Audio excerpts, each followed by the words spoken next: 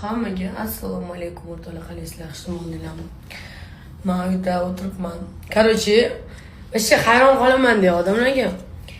Mana shu bivshiy o'rtoqlarim orqamdan gapiradimi, bilmayman, balki gapirar. Balki gapirsa ham men bilarman, indamasman.